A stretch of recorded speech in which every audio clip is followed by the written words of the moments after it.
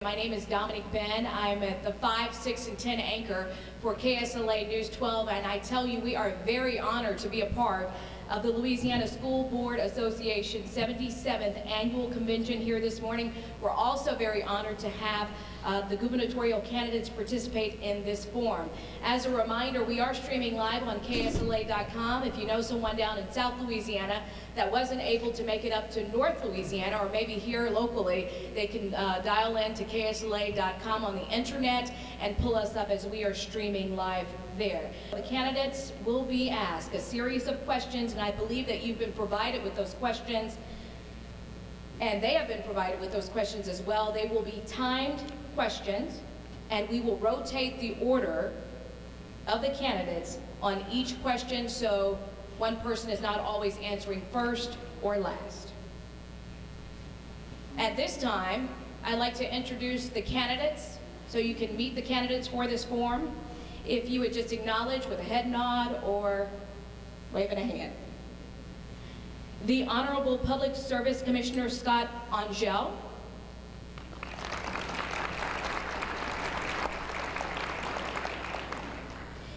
The Honorable Lieutenant Governor Jay Darden.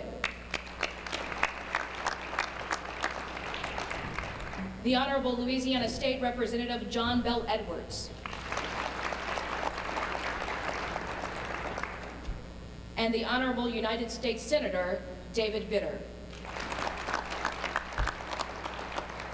Thank you, gentlemen, for being here with us this morning. Thank you, Dominic. Good morning. I want to do my part to welcome all of you to Northwest Louisiana here, and certainly thank you for being a part of today's event. I want to thank Shreveport for being the host city today. I'm excited to be here. I'm excited about being your potential governor. I want to thank you for the sacrifices you make, not only you, but your significant others and your families, because certainly when it comes to local government, I understand, having spent 16 years in local government elected service myself, how tough it is and how challenging it is to sometimes serve so close to the people. You get those incoming missiles from your constituents, whether it's at the ballpark, whether it's in the church parking lot, or even sometimes in the grocery store aisle. So I want to thank you for what you do. I appreciate the sacrifices that you do in fact make. And again, before I tell you who I am and what I want to do, I want to thank you for what you've already done. You know, I look at some of the history, a record high graduation rate of 74%, sizable increase in our A-rated schools, increases in our ACT examinations, ranked 10th nationally for closing the achievement gap between economically disadvantaged students and the more affluent ones. That didn't happen, I would tell you, by good luck. That happened by good management, so I'm here to congratulate you for that. And I would tell you that, from my opinion as governor, as a potential governor, we are all in this thing together. A high-performing education program in this state should not fall exclusively at the feet of our teachers, our administrators, or our school boards. I believe we are all in this thing together, and I believe that at the core center of our democracy is a high-functioning school system. As I wrap up, as the time second comes up, I'll tell you something. I've traveled, I've listened, I've learned. I've heard a lot of different acronyms along the way. I've heard of the GEE, the EOC, the GED, the GLE, the SAT, the RSD, and the ACT. And I would tell you, from my standpoint, we need to make sure we leave a little room for the teachers for a little TLC, and as we prepare our kids for a JOB. Thank you, Mr. Angel. Mr. Darden.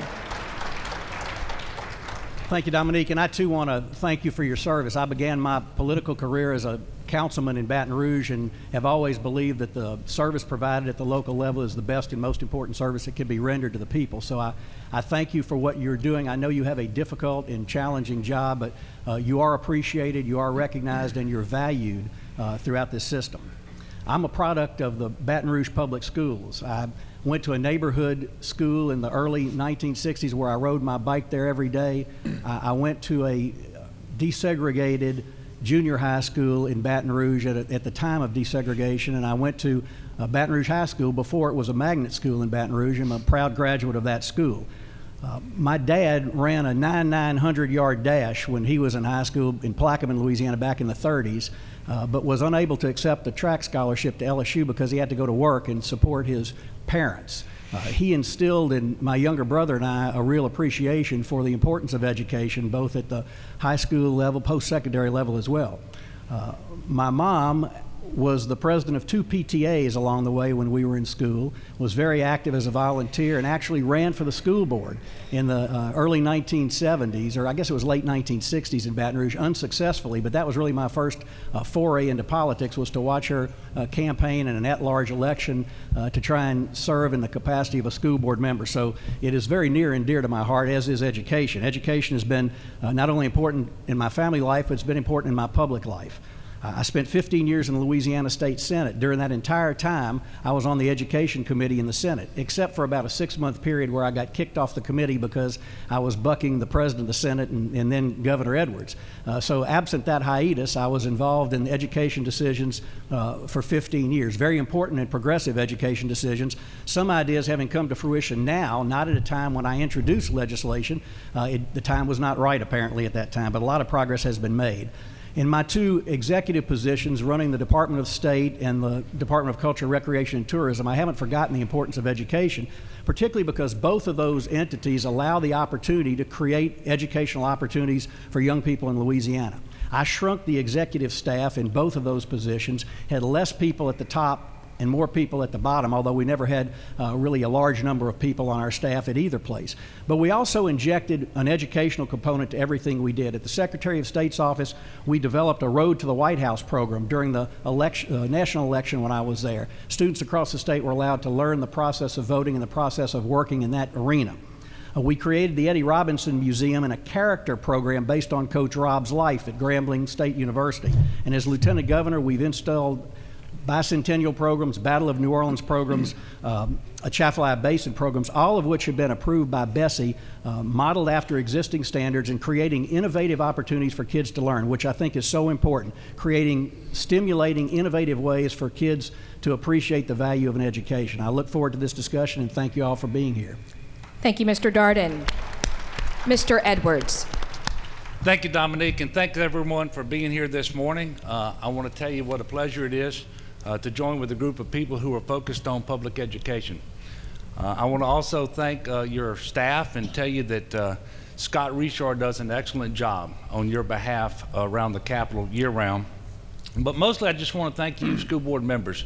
I know you've got a tough job because you and your constituents are passionate about children, you're passionate about schools, they all want accountability and you want that as well. And of course they want to make sure that you're spending their tax money wisely. And so at the end of the day, as you go to those meetings, you have to vote. You vote yes or no. You don't hide. Well, I don't hide either. I am unabashedly pro-public education, all day, every day. Donna and I, my wife of 26 years next month, we're products of public education. Our kids came through the public education system, and in fact, they have a 7th grader in the Hammond school system now, in the Tenchborough Parish school system. My wife is a public school teacher. So when we talk about standards, and we talk about assessments, and we talk about funding, I have a personal vested interest in public education, as well as just a general interest on behalf of all of my constituents. But I believe in the power of public education because I know that it prepared me.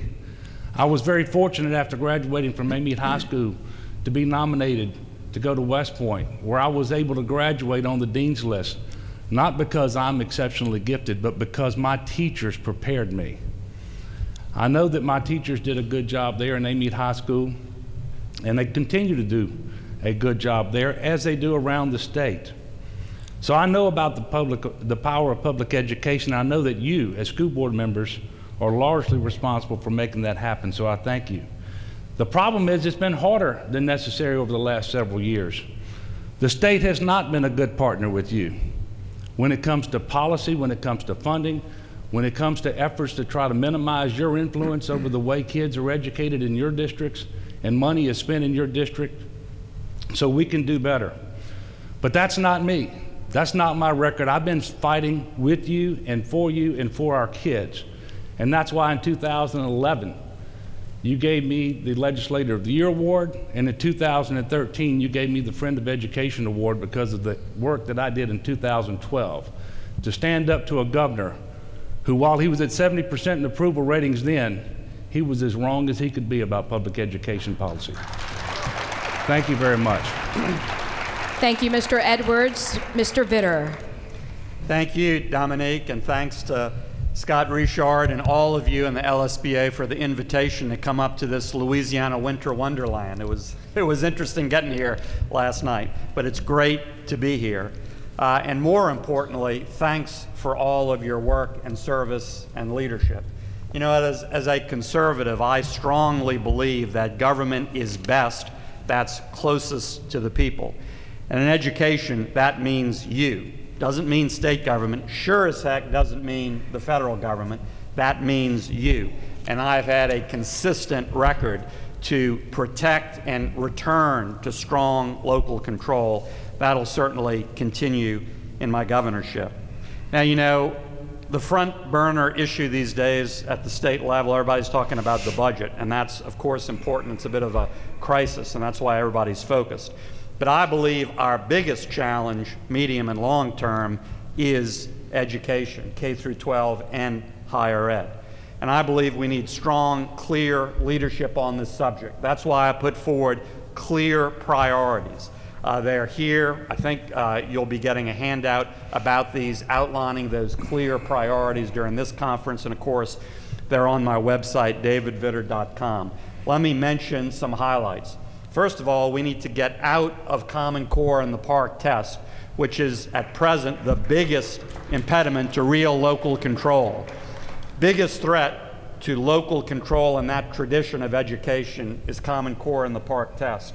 And I would convene a blue ribbon panel of parents and teachers and leading citizens, certainly to include your membership, to develop a Louisiana system of rigor, standards, and accountability. This notion that somehow we can't have strong, meaningful standards, real rigor, without ceding authority and control to either the federal government or some national elites is crazy. As we do this, I would place parents and teachers at the center of the system to develop and implement that. The biggest mistake with the horrible rollout of Common Core was that, for the most part, parents and teachers and local leaders like you were shut out. And that would absolutely not happen under my watch. And I would institutionalize that through various state and local working groups. And then finally, I would bring much greater focus within schools to three areas: discipline, including by empowering teachers and principals; basic skills like reading in grades K through 4. Unless we give kids those essentials, doesn't matter what we do in 7th, 8th grade and later. And finally, more aggressive training and career education in the 11th and 12th grade, so that kids understand their options, including higher ed, but including skills training as well. Thank you, Mr. Vitter. Back to question one. See what I gave you before? We call that a tease in television. Question one. The Louisiana School Boards Association has worked tirelessly over the last 2 years to ensure that elected school boards are the leading voices for public education policy in Louisiana. With a sincere effort to bring about collaboration and unity of stakeholders to improve student outcomes. The inclusion of school boards in policy discussions has not always been a priority over the last 8 years in Louisiana. Your question: in your role as governor of Louisiana, what efforts would you initiate to strengthen the role of locally elected school board members in the decision-making processes for their constituents and yours? And what efforts would you initiate to bring about collaboration and positive dialogue among the various stakeholders that make up the education community in Louisiana? We begin with Mr. Darden. Inclusion clearly has not been a priority of this administration. In fact, to the contrary, exclusion has been the practice. That will change under my leadership. In evaluating the four of us and any other candidates who may enter the fray for governor, I think you've got to look at our records, and you've got to look at our reputation for listening and our reputation for collaborating. My reputation is one as a listener and one who brings people together, wants input from everybody in making decisions, does not dictate by fiat, but instead builds consensus. I served as chairman of the Senate Finance Committee for 4 years and a floor leader for then Governor Foster. During that time, I made it a practice to gather input, to mediate disputes, to disagree without being disagreeable, and to establish a practice of everybody having a seat at the table. I have an open door policy in my office at the Lieutenant Governor's office, always have in my office as Secretary of State. Bessie, the Superintendent of Education, local school boards, teacher groups, and the governor's office all need to work together. And I can assure you, under my administration, I will help coordinate the establishment of an opportunity for school board members, perhaps through the executive committee of this association, to have a direct line to the governor's office for input, much like the Parish Superintendent Advisory Council works right now. I know that the educational community is frustrated. I know that many, if not all of you, are frustrated with the way things have gone in Louisiana, but it doesn't have to be that way. We all need to put down our swords and pick up our plowshares and realize that we're in it for the children, we're in it for the educational advancement of Louisiana. And though there are policy differences, and there will continue to be policy differences, that's the nature of the beast in public service, but particularly in education, we need to all sit down, work together, listen to people's viewpoints, and make decisions that are believed to be in the overall best interest of the state. It is easy during the course of a political campaign to sprinkle platitudes and to talk about what you want to do. And voters, I think, need to look at candidates and see what they have done, the way they've conducted themselves, their demeanor, their ability to bring people together, their willingness to cooperate, their willingness to listen to differing views, reach a decision, let people know what that decision is, and then go forward from there. That is not the environment in which Louisiana is living in right now, and that needs to change. And it needs to change from the top. And it will change from the top when I'm your governor. You'll have an opportunity for input. Your opinions will be valued. We will look at all opportunities that are available for young people in Louisiana and make a decision that is best for them. I encourage you to talk to clerks of court, talk to registrars of voters, talk to Convention and Visitor Bureau people, all of whom have served with me in the 2 offices that I've held statewide, and ask them what kind of leader I was. That'll tell you what kind of leader I will be. Thank you, Mr. Darden. Mr. Edwards. Thank you. Jay is right. Under our current governor, the priority has been to exclude you from the process and to weaken your ability to control how education is delivered in your districts. That has not served us well. It's not the right way to go, and that changes day one when I'm governor. Now, despite the fact that the governor's done that, your association has really been very strong and outstanding, in fact, when it comes to championing public education. And I say that primarily with respect to 2013 and 2014. I really believe you all stepped up and took your game to another level and really helped those of us in the legislature who were trying to stand with you. Now, as governor, you will have a seat at the table. You and other education stakeholders will have influence over education policy in the state of Louisiana, whether it's governance issues, funding, testing, assessments, standards, whatever. They all affect our children in this state. They all affect public education. You've got to have a seat at the table. Now, we've got to make sure that local superintendents answer to the boards that hire them, and not to the superintendent in Baton Rouge, and not to any other group in Baton Rouge. And if anybody can explain to me why it's necessary that your contracts with your superintendents have to be submitted to John White in Baton Rouge, I'll be happy to listen. That doesn't make sense to me. I have voted against every bill that's come through in the last 7 years, all of which I've been on the House Education Committee, that would weaken your influence over education in your districts. In short, as governor, I'm going to do what I've done as a legislator. Every year for 7 years, not just during the session, not just before the session, but before, during, and after. I have always made it my business to sit down with the School Boards Association leadership, with individual school board members, with superintendents and others, so that we can fashion policy in Louisiana that will serve our students well.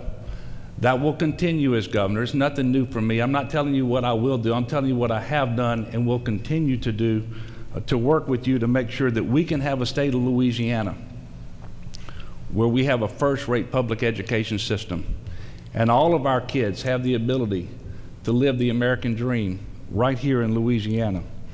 That's my record. It won't change, and that's my pledge. Thank you. Thank you, Mr. Edwards. Mr. Vitter. Well, I certainly agree. We need leadership in education in all areas through outreach and partnership, not dictates. And I'm absolutely committed to that. And the proof is how I've operated as a senator, as a member of Congress in the state legislature. I've always operated that way, including by reaching out to you and your organization and membership. We meet every year in my office, LSBA. We meet many times in the state, around the state, as I go around. Many of you have my personal cell phone, and as education leaders, I want all of you to have it and use it when you need to. 504-256-2300. 504-256-2300. I started this campaign for governor by hosting leadership forums around the state, inviting interested parties and experts from around the state to talk about the key challenges we face. And the very first one I called, and that wasn't by accident, was about K-12 education. August 12th of last year, it was right here in Shreveport, and I invited Scott Richard, and I invited representatives of local systems like Dr. Gorey from Caddo and DC Mason from Bossier and Mary Harris, Caddo Teacher of the Year, and others to come together. And I listened a whole lot more than I talked. And then generally, I have town hall meetings in every parish of the state. I've had 382 around the state, an additional 178 telephone town halls. That's how I've always operated. That's how I will lead as governor. Finally, the single biggest threat to real local control and leadership is Common Core and dictates at the national and federal level. And I've laid out a clear path forward to get out of Common Core and the park test. That's just as essential. You can't get out of one without getting out the other, and to have real Louisiana standards and accountability developed through Louisiana leadership like your own. And at the federal level, I've already introduced last Congress the Local Control of Education Act to take away the tools and the weapons at the federal level that the Federal Department of Education uses to try to push you and push states in a certain direction. This legislation is the leading bill to take away those efforts, things like No Child Left Behind waivers and grants that demand that you and the state do certain things. Our nation was founded on local control of education. We need to get back to those roots, and I have a very clear record, including that leading bill in the Senate to do that. Thank you, Mr. Vitter. Mr. Angel. Thank you, Dominique. As one of 9 children, I certainly understand what collaboration and cooperation means. As a graduate of Louisiana Public Schools myself, and my 8 siblings also graduates of Louisiana Public Schools, and being married to Diane for 28 years, who is a former certified school teacher, again, I think collaboration and cooperation is part of every fiber in my being. I don't think you get to change your stripes because you change your title when it comes to collaboration and cooperation. When you spend 16 years in local elected governmental service, you don't have the luxury of pointing the finger at somebody across the chamber. You have to get the ball across the goal line rather than worrying about the headline. My career has been certainly marked by that kind of cooperation. I believe that in government, cooperation and collaboration carries the day. I do not believe that all of the great ideas in this country come from our nation's capital, but I also do not believe that they all come from the state capitol. I believe a lot of our great solutions come from our courthouses and our farmhouses, and yes, our schoolhouses. And I think it starts with pressing the flesh. I think it starts with pressing the flesh. Before you start pressing the policy buttons, you have to press flesh. You have to be a part. You have to know who the stakeholders are. And that starts with tone from the top, tone of acceptance. Having a governor who you feel like you can approach, a governor who you want to have a cup of coffee with to discuss some of the policy issues. It means inviting you to my policy discussions and hoping and asking that you would invite me to your policy discussions. I don't think that one person has a monopoly on great ideas, and that's why a week doesn't go by as a candidate that I'm not looking for a school teacher or a school board member or an administrator to get a good idea. Great leadership to me is not having all the answers, it's asking all the right questions. When I roll in, I come in with 1,000 questions, not 1,000 answers. I would engage, you would know me, and I would know you. That includes not only you, but the other stakeholders, our parents, our business leaders, and other state agencies. We have the ability, I think, to cooperate across other state agencies with the Department of Health and Hospitals and the Department of Children and Family Services to do some things. I'm particularly interested in looking at the Tennessee model, where they have established something called SCORE, yet another acronym, State Collaboration for Reform Education, where it's all hands on deck, everybody pulling the wagon towards public education. Core values of that group includes collaboration, optimism, courage, excellence, and innovation. Thank you. Thank you, Mr. Angel. Next question. As you know, there is a high level of debate nationally and in Louisiana in regards to education standards and the tests that go along with the standards. In Louisiana, the norm has been an ever-changing state of flux when it comes to these issues, which ultimately trickles down to every teacher's classroom. The ongoing debate brings into question the validity of the current accountability system that provides for letter grades for schools and school districts. It is widely known among educators that the method for calculating and awarding letter grades has changed every 1 to 2 years under the current administration. The question, as the leader of the state of Louisiana, what is your position on standards, testing, and letter grades beginning with this school year and moving forward? We begin with Mr. Edwards. Thank you. I am opposed to the current form of Common Core standards for many reasons, but chiefly because Common Core continues an over-reliance on testing that feeds into the evaluations of our teachers, our schools, and our districts in a way that fundamentally misleads our parents about the quality of education that's taking place in our schools. We can have high standards in Louisiana without Common Core. We all know that. And so when people say if you're against Common Core, you're against high standards, that is just fundamentally wrong. And not until we develop Louisiana standards should we even begin to worry about the assessment that we will use to measure performance. And on this issue, I have never flip-flopped. I did my homework up front. I didn't wait to see the light or the polling data, whichever came first. I have a record. Last year, I voted for a bill in the House Education Committee that said we wouldn't adopt a standard in Louisiana until it had been vetted by Louisiana parents and educators to make sure that it was appropriately tough, that it promoted critical thinking, that it was age and grade appropriate for our kids, that it didn't introduce information into the classroom that was inconsistent with Louisiana values. That's my record. It hasn't changed. That's my position today. Now, everybody should remember we wouldn't have Common Core in Louisiana today had Governor Jindal not signed on to it in 2010.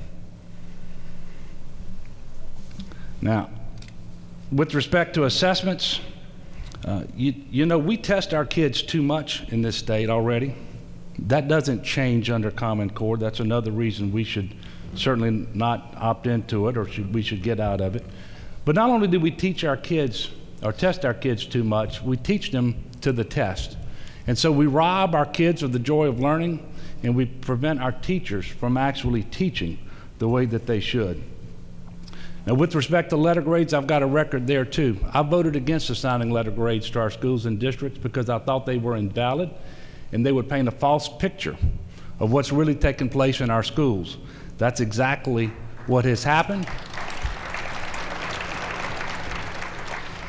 And the reason it's been done is to undermine confidence in public education so that they can facilitate the diversion of money away from our traditional public school systems, and that is wrong. And all of this was validated just last month with a study out of the University of Colorado at Boulder that studied all 16 states who had letter grades systems for schools and districts. And they said not a single one of them were valid, and they all paint an erroneous picture. Thank you very much. Thank you, Mr. Edwards. Mr. Vitter.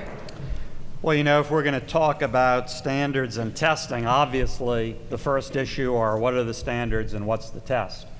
And again, I want to repeat and be very clear, because I've laid out a very clear path forward, that we need to get out of the Common Core umbrella and the PARCC test. One goes with the other. You can't have it both ways. You can't somehow try to split the baby. And so that is imperative. And the sooner we do that in a collaborative way, the better.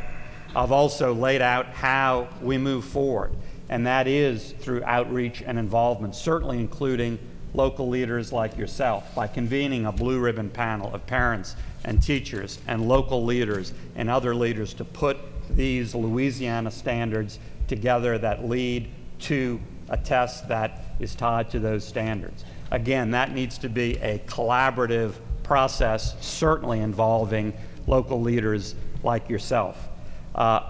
We can do that, and we need to do that, and we do need to have an important system of accountability. And I support strong, rigorous standards and accountability. I don't think we need testing every year. I agree we've sort of swung to the extreme end of the spectrum in that regard, but we need clear standards and accountability, and we don't need to cede control and authority to national elites or the federal government to do that. We can do that here in Louisiana.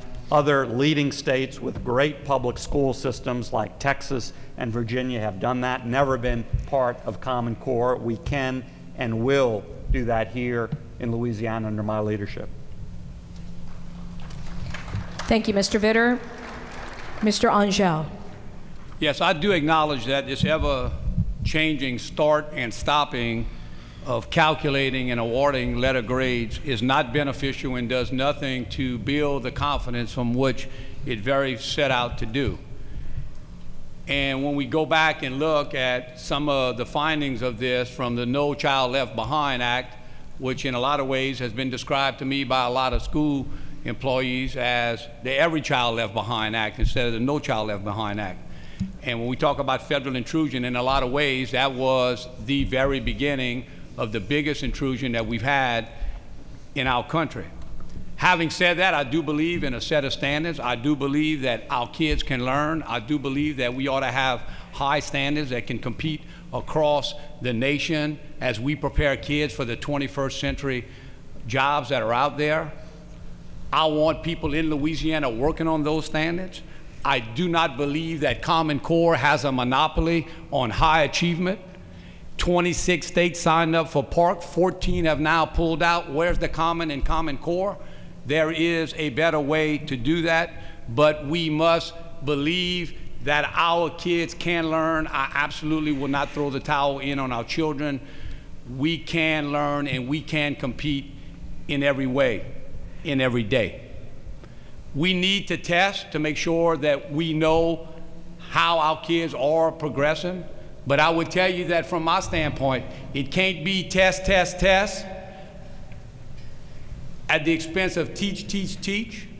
Because as I've traveled the state, I've heard many of our job creators are very concerned that many of the kids who are coming out of school are short on some of the life skills. And I would tell you that there's some things that you can't test for, but absolutely need to be taught. And that's things like leadership and motivation and creativity and persistence.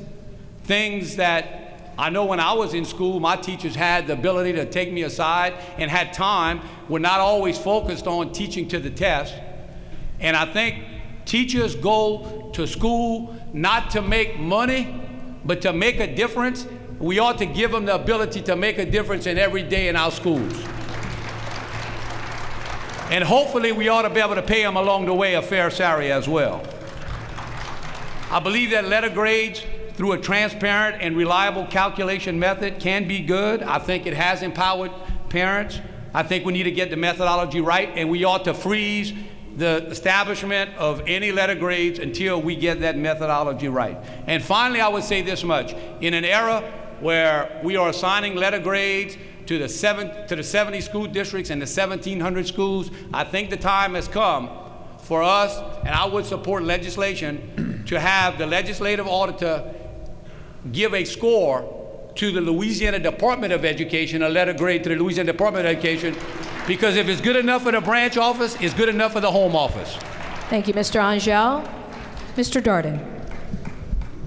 It saddens me that teachers and students in Louisiana have been reduced to mere pawns in the political play that threatens the efforts that have been made to lift up student achievement in Louisiana. Everyone likes to say they're for higher standards, and we all are. But apparently some of my opponents are ready to sound the retreat from standards that have been set in place by Bessie with a process that is now underway and is going to eventually provide a good direction for where we want our students to be. Clearly, implementation has been deficient in some areas, but 50,000 Louisiana students have taken the test already. 300,000 more will take it next month. To slam the brakes on right now, to pledge that we're going to change in the middle of the stream, is the wrong thing to do for the educational future of Louisiana. Cite for us the specific problems with any particular standard. These are standards, they're not dictates on curriculum. Explain how we're going to measure student achievement and attain accountability during this interim period where another set of standards is going to be created, and tell us where in the budget we're going to find $10 to $20 million or whatever it may be to develop a new testing program. Two sensible ideas have been advanced just this morning. I'm sure many of you saw that. Accelerate the time frame to review the bid process and the 7-year review for the standards, and the letter grade delayed yet another year. That bill was proposed last year. It was a smart, reasonable thing to do. Many people supported it. The governor vetoed it, I think predominantly because he wanted to be the only one standing in the doorway and didn't want anybody else to have the credit for raising some legitimate concerns and addressing them. There's a strong research base for these standards. We don't need to retreat from high standards for Louisiana. The notion of opting out, I know, is a huge concern for all of you in this room. I hope a large number of parents don't opt out. They're penalizing their child if they don't give them the opportunity to find out where they are in a test that is not going to negatively impact them this year. But if there are large numbers in particular districts, then the department needs to recognize that and not penalize you and your districts for that happening. It's not a fair calculation of where you would be if that winds up happening. But now is not the time for Louisiana to retreat. You all know the numbers of where we are on educational progress when measured against other states. It's not where we want it to be. We've got to be bold. We've got to be willing to lift those standards, and these are merely standards by which people are going to be compared. Students are going to be compared, and we ought not fear that. We ought to recognize that Louisiana needs to move forward, and there's a reasonable and efficient and appropriate way for us to do that. Thank you. Thank you, Mr. Darden. Next question. Current law allows for nonprofit organizations that receive a charter to operate a public charter school to contract the entire operations of the public charter school, from employment of staff, provision of facilities, decisions on curriculum and policy, to a for-profit private company. The nonprofit then plays virtually no role in the operation of a public school. These for-profit operators have been firm in their position that all of the assets of the public charter school belong to them, and all of the employees of the for-profit operator are their private employees. There have even been circumstances of public bonds being issued to fund the construction of buildings to be owned by the for-profit operator. This situation exists in Louisiana despite the fact that 100% of the cost of operating the public school are being funded by public tax dollars.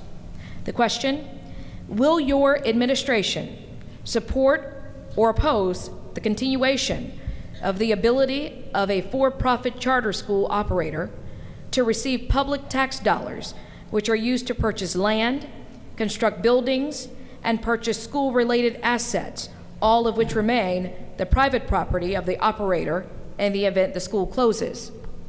Further, will your administration support or oppose the current contractual model in Louisiana that contends that none of the employees at these public charter schools are considered public employees, thereby exempting them from various laws, including the Louisiana Code of Ethics? We begin with Mr. Vitter. Thank you, Dominique.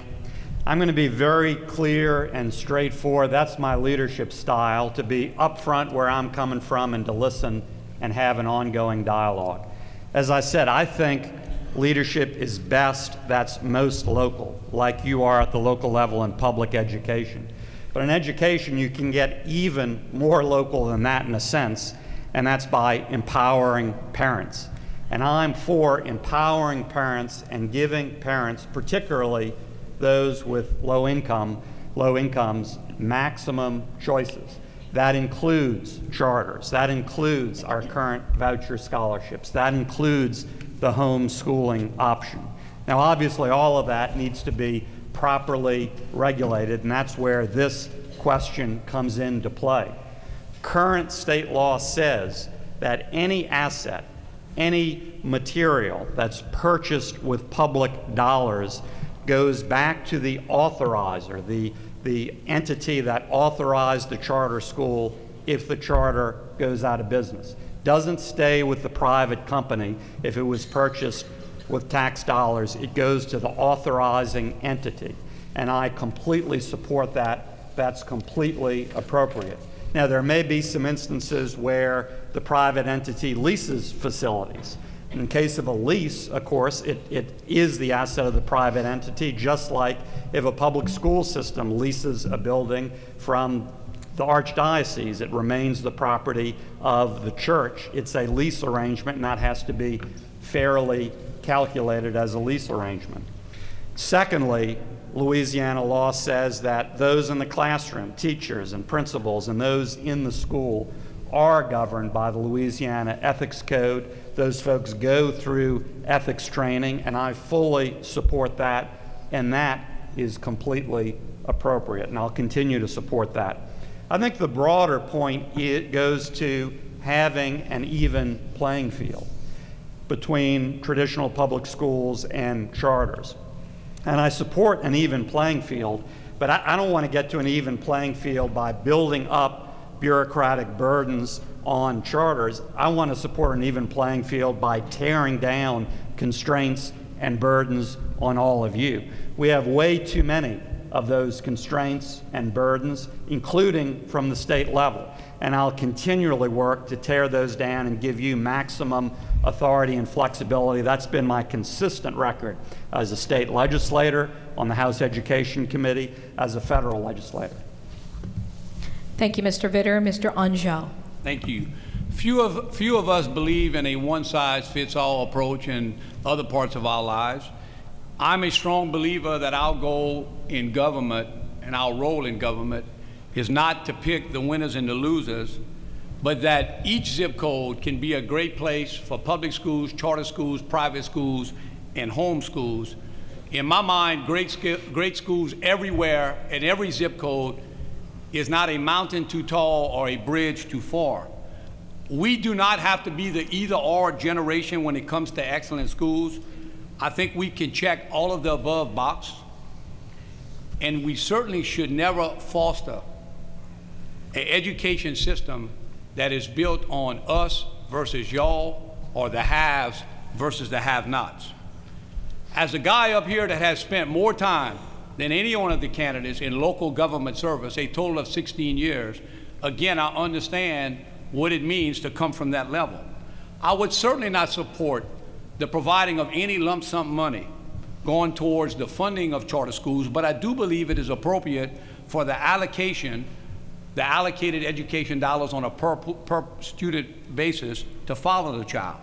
I do believe that any compact charter that we sign must have a certain deliverable that is transparent, it's accountable, it's trackable, and that all public dollars that are used should be towards that public contracted goal, and there should be clawback provisions if they are not met.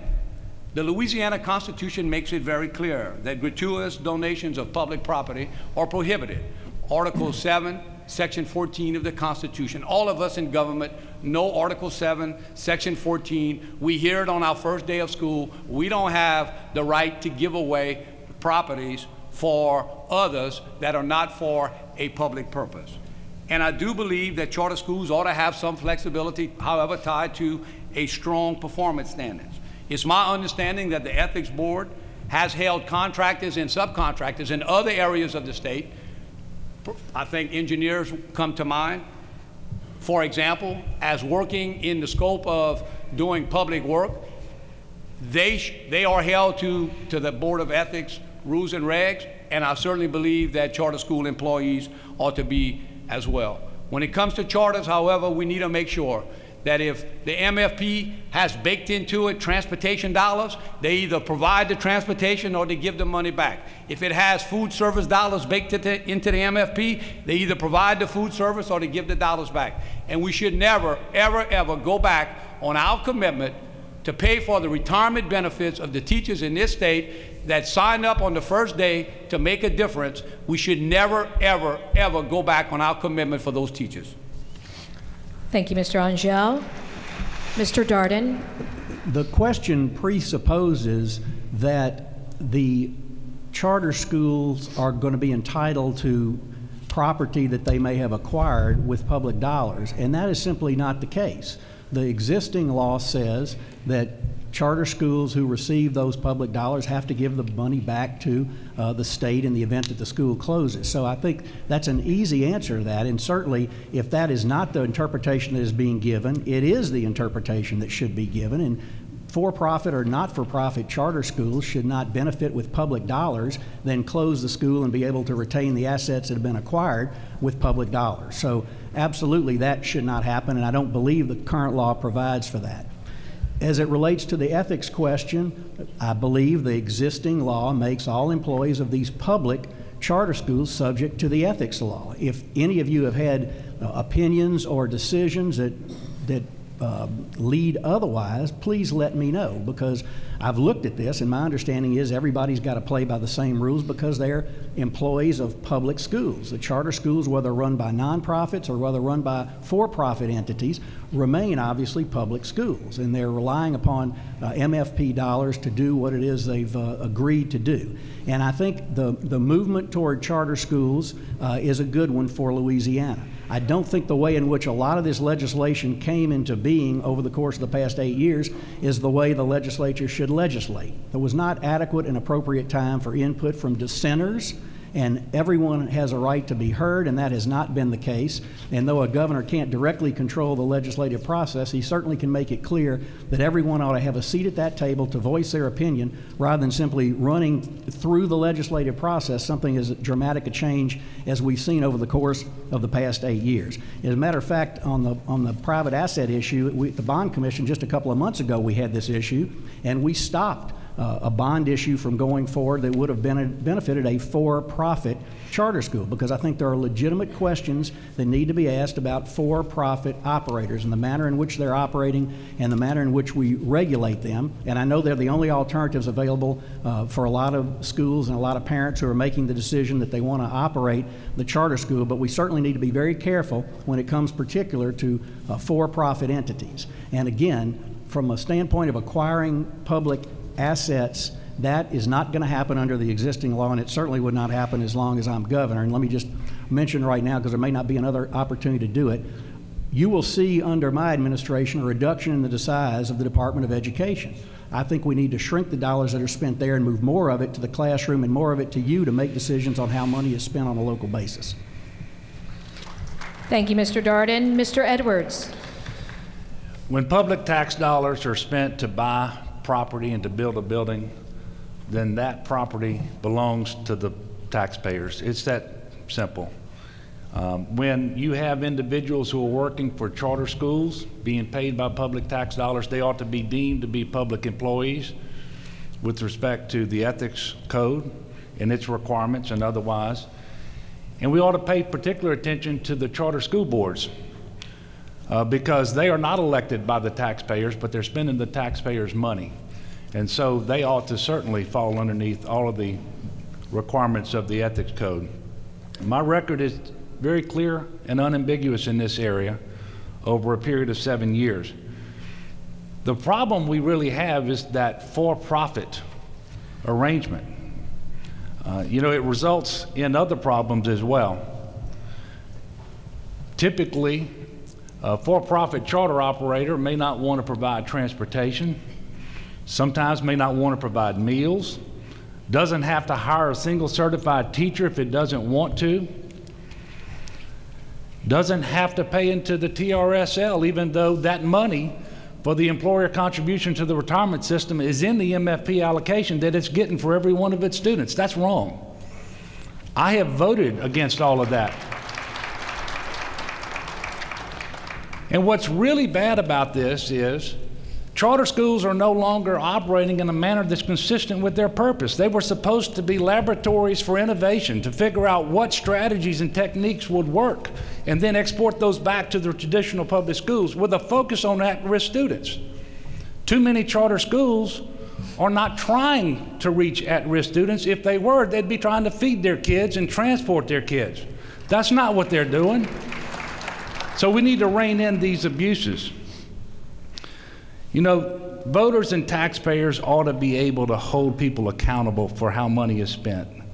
That's not happening today in too many of the situations with our charter schools, and we should always remember, some charter schools are good, some charter schools are bad, and many are just average. There's nothing magical about them, and so we shouldn't get caught up in this idea that, because I hear it too often, that charter schools are always a better alternative. They are not. And until we can rein them in and stop some of these abusive practices, things are going to get worse and not better. I ask you to look at my record on these issues because that's exactly the same approach that I will take as your next governor. Thank you, Mr. Edwards. Next question. The last time a thorough analysis of what it actually costs to provide an adequate education in Louisiana was done was almost 20 years ago in 1996. Obviously, several variables have changed in our world since 1996. The state funding formula, called the Minimum Foundation Program in Louisiana, has been a flashpoint of debate for quite some time. Over the recent past, the per pupil allocation to districts remain unchanged for over 5 years, while the cost of educating a student have steadily risen. More and more, the local taxpayers at the local level are providing a disproportionate share of what it takes to fund public education in a state where poverty is prevalent.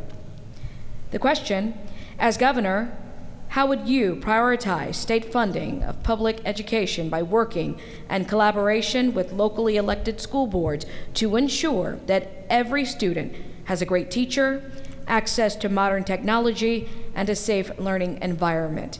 We begin with Mr. Angel. Thank you. I certainly think it is a partnership.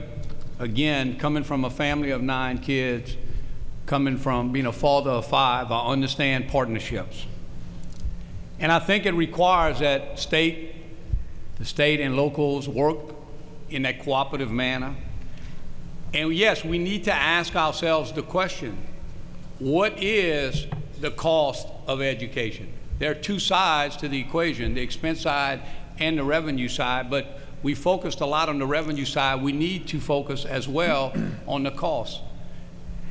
The fact that the last time we've actually reviewed what it costs to provide a minimal education in this state was some 20 years ago under Governor Mike Foster tells me that it's time for us to review that again. We ought to have that kind of data, that kind of information ought to be available to shareholders, to stakeholders, to decision makers of what it actually costs for us to do it, to produce the product. I know if it came to deciding what we would do on the football field, we would have that discussion and we would have that study, because we're very passionate about that. And I think we need to have that study that gives us a guide and a map so it can govern us in our budgeting decisions that we have to make. So I would certainly support a thorough review. I think absolutely stakeholders need to be at the table. I'm not exactly sure what process we used in 1995 or 96, but certainly smart people can work through and establish a process by which we can identify what it actually costs to do that. You know, we rank 23rd right now when it comes to spending per student, but the scale is starting to slide. In fact, I would tell you right now that I believe that this is the highest level, percentage level of the cost being funded by local governments. Currently, right now, I believe the state MFP share is about 38%, and you putting up 47%. That number was a lot more in balance years ago.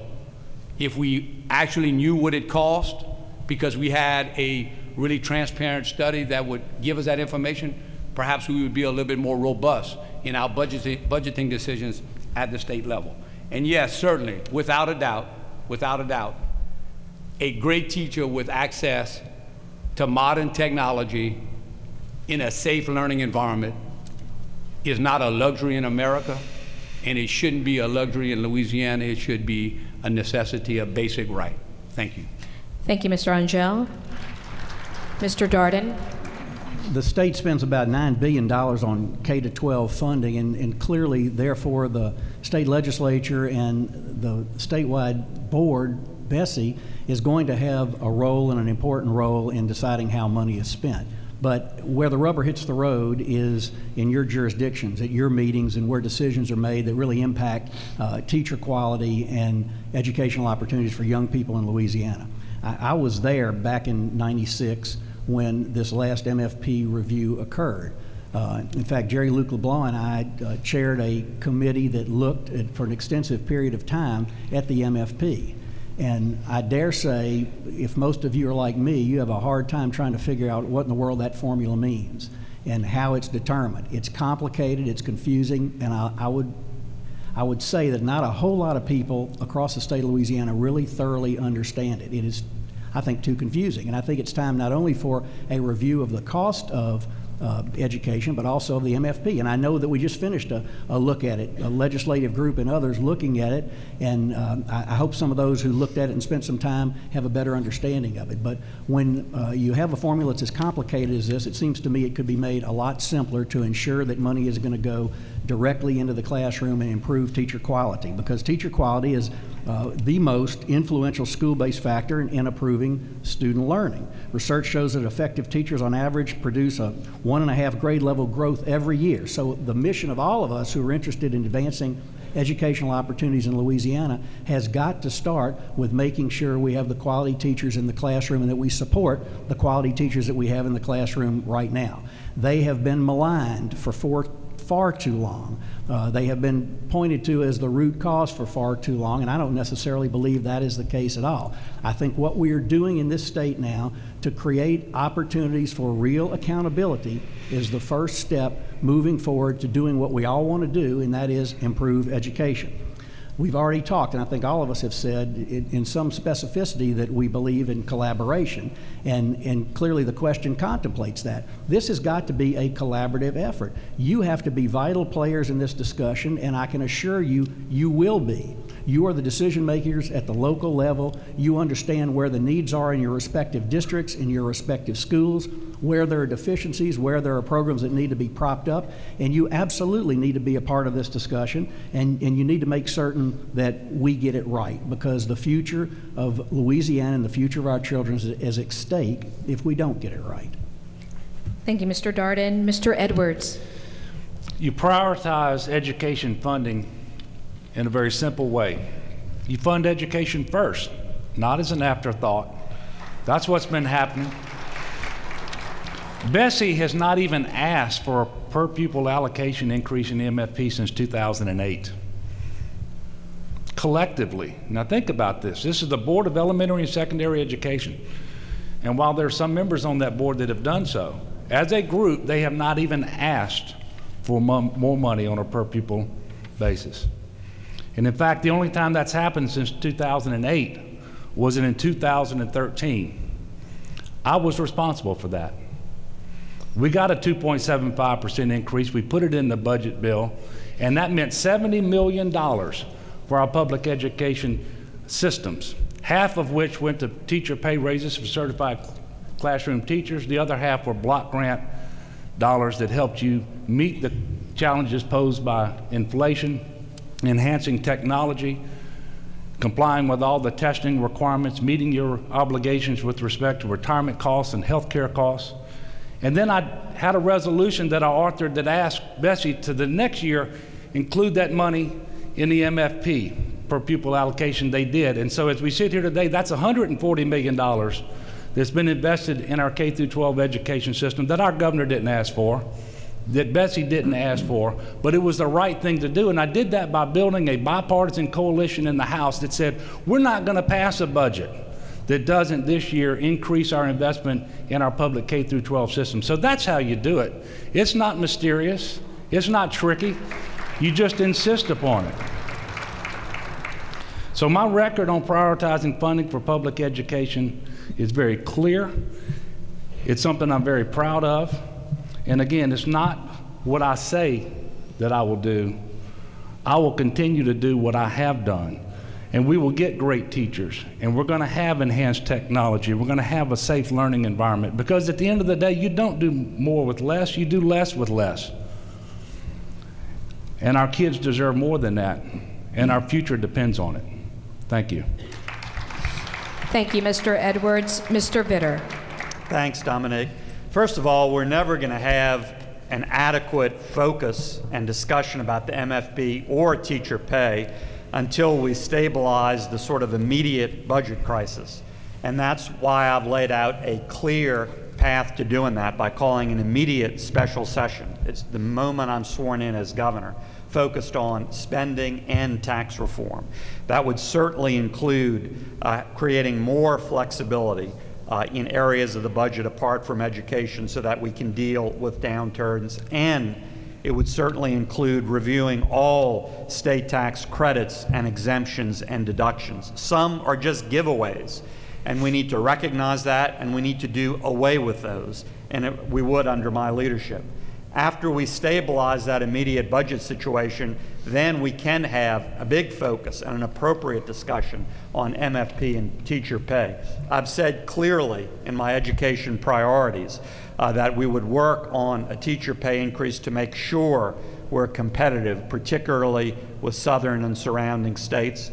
And we need to have that discussion about MFP as well. And yes, I would support a new study of the costs of public education. Yes, I would support streamlining and simplifying an overly complicated MFP formula. And as part of that discussion, I think we need to focus in some crucial areas. I've identified 3 important areas to focus on within schools. Again, it's part of my set of education priorities that I've clearly laid out. First of all, discipline. Learning can't happen without the right learning environment, including the right discipline. We need to empower principals and teachers and allow them to create that. They know how to if the handcuffs are taken off and they have appropriate discipline in schools. Number 2, basic skills like reading in K through 4. You know, nationally, the rate at which our 4th graders are proficient at reading is 34%. 34%, 1/3 of America's 4th graders are proficient at reading. That is ridiculous. But what's even more worrisome is the Louisiana rate is 23%. And so we need a laser focus on reading in early grades and other basic skills. And then at the other end of the age spectrum in K through 12 and high school, we need more of a focus on skill training opportunity. We've started that with Jump Start, great program so many of you are very aggressively implementing. We need to put that on steroids and make sure we give all of our high school students a full picture of opportunities that lie before them. Yes, including college, but also including skills training. Thank you, Mr. Vitter. Funding the locally approved dedicated taxes passed by local voters in a parish.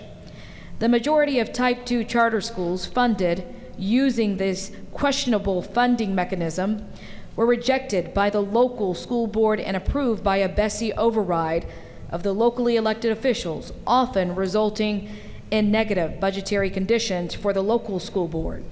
Further, the original intent and overarching goal of charter school law, as spelled out in statute, is to provide innovative instructional techniques with a focus on at-risk students and the ability to replicate those successful, innovative instructional models in the district.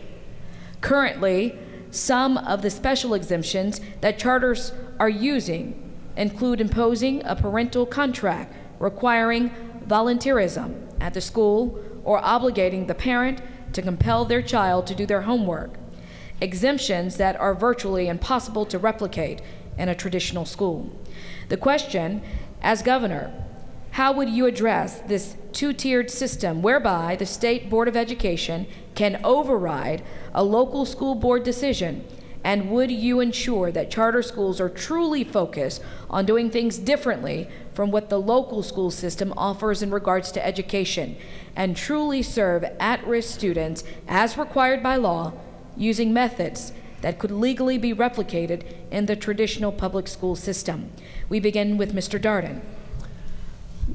Clearly, charter schools exist in Louisiana because there is demand for that by parents who want to see their children have a different environment that they've been in. That's the reality, I think, of why they exist. And I recognize that many of you in this room are concerned about Type 2 charters, would like to see them go away, but I think they have a place in Louisiana's role in education for the young people of Louisiana.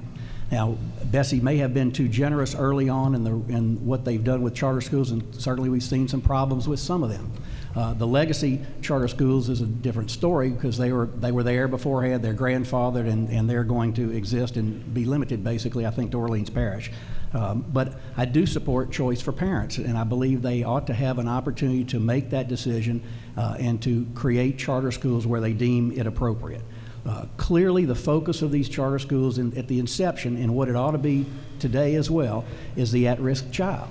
And obviously, most of the students who are in those programs are at risk, and we need to learn from what is being done in those charter schools as to what we can do in our regular public schools to improve the climate and the environment and the role of parents in their children's education. Realizing, as we all do, and you probably get this discussion a lot more than anybody else, how you can improve parents' role in the educational process. What can you do to get them involved, to be at the school, to oversee their child's homework, to take an interest in education?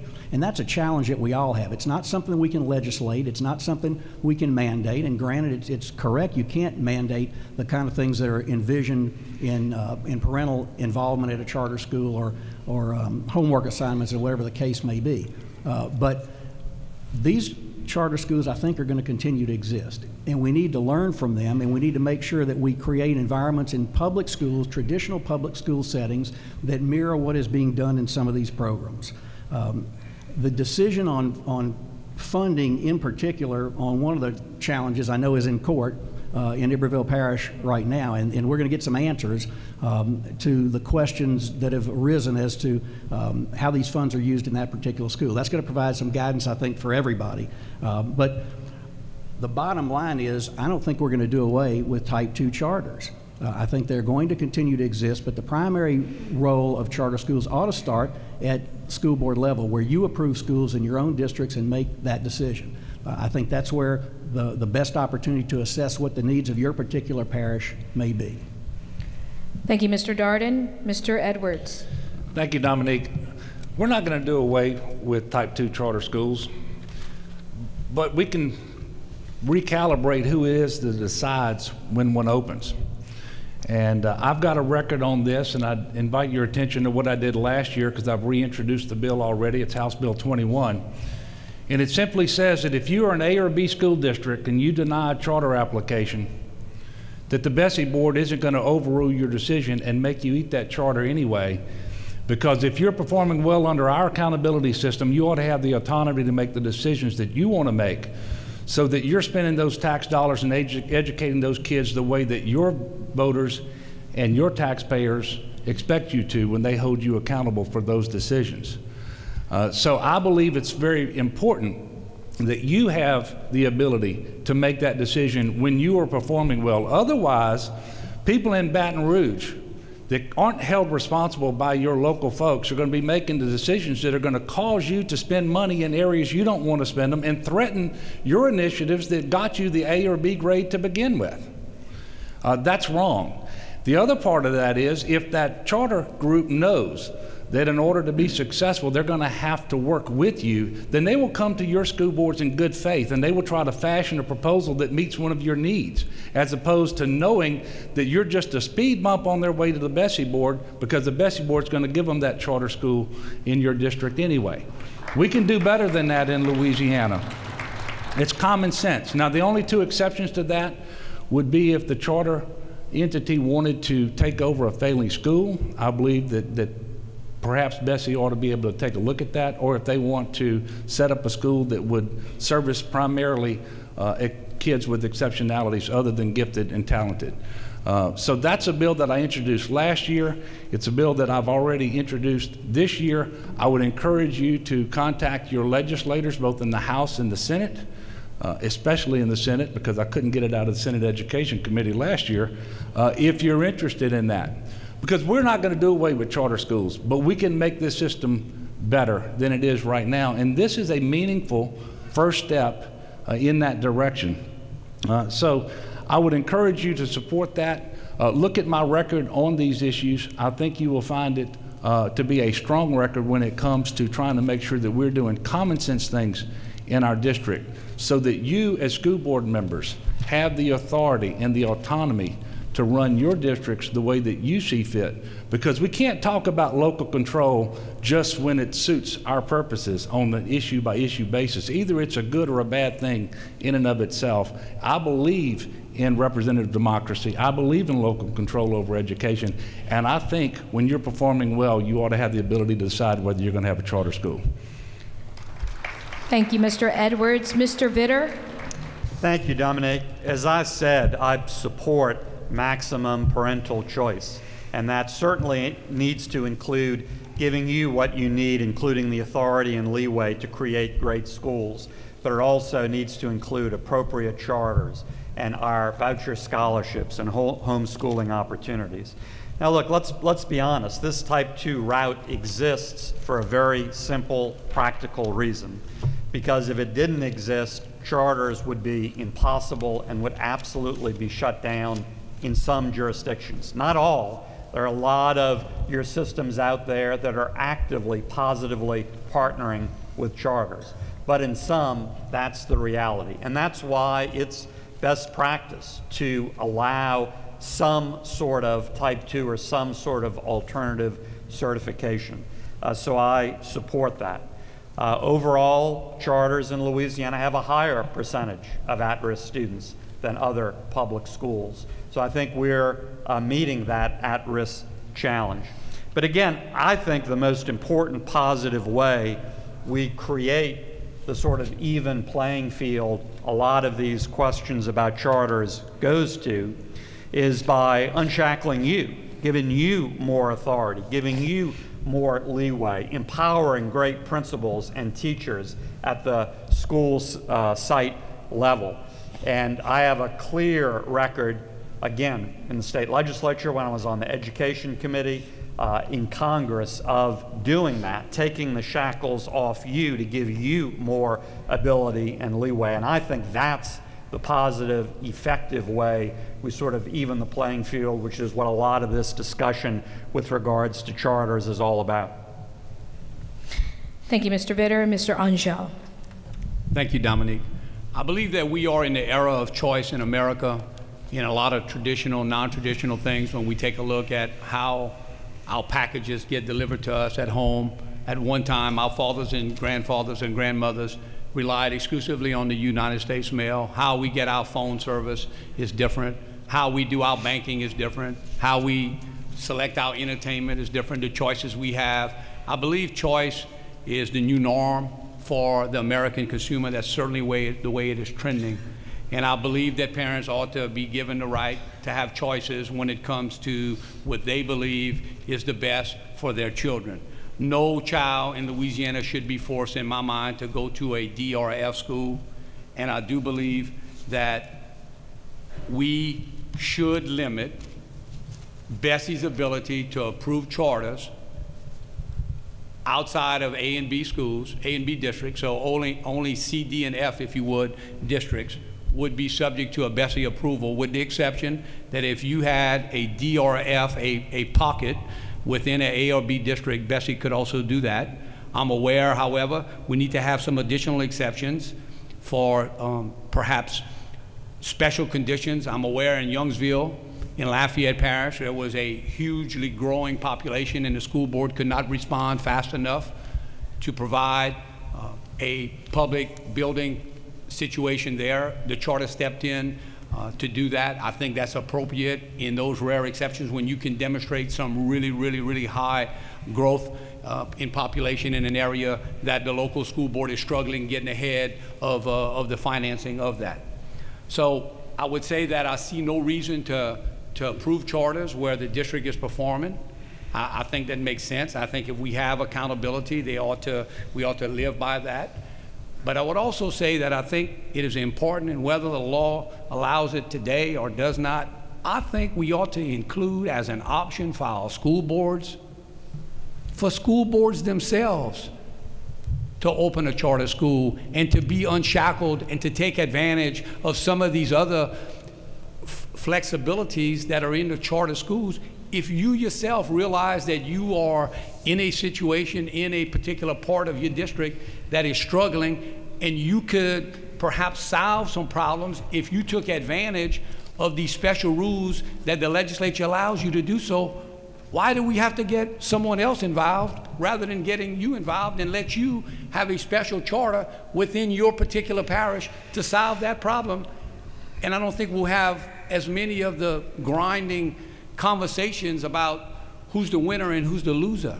I think people elect local school board members to do their job. I think we ought to give you those tools to do it. Thank you, Mr. Angel. Next question. The LSBA, along with other leaders of school systems, continue to advocate for the following general principles as noted in the 2015 LSBA legislative framework presented to you in advance and summarized as noted. Local governance and local decision-making flexibility. Public school funding as a priority of the state. Retirement system obligations for public school employees met by state government. Higher standards and appropriate assessments to be determined with local stakeholder input. A true transition period to higher standards and the accompanying assessments whereby letter grade labeling is paused and not punitive, with multiple measures used to indicate student progress and not just one end of the year test. Local flexibility for local school leaders and the evaluation of school employees. Level playing field regarding charter schools and voucher schools as it relates to ethics laws, funding, and services to students. A safe learning environment for all students.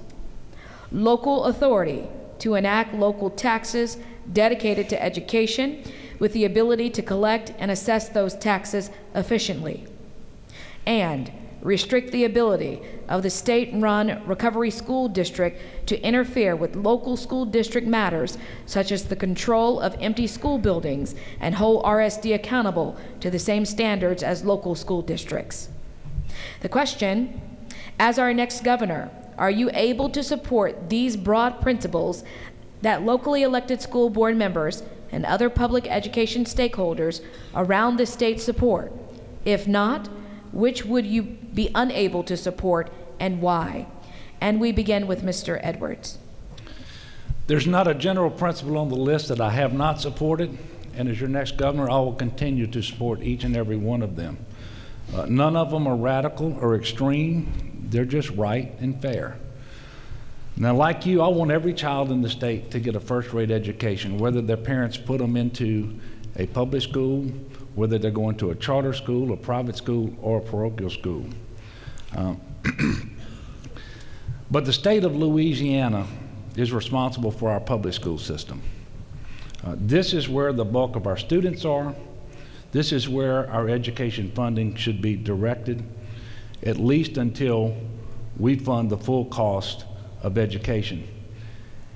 And if you agree with the principles that Dominique just talked about, the voucher bill had to be a very big concern for you. Even if you support vouchers, that particular bill was problematic. I was against it. I fought against it hard. I led the effort because it was unwise and because it was unconstitutional. I knew that it would steal local tax dollars that had never been approved by the voters to go to private or parochial schools. I knew that there was inadequate transparency, no real accountability on the voucher schools with respect to quality control. I knew that it didn't offer an informed choice to the parents who would be able to compare school quality before making that decision. And I knew that it was the antithesis of local control over education policy and dollars. And so I had to fight against Governor Jindal and others.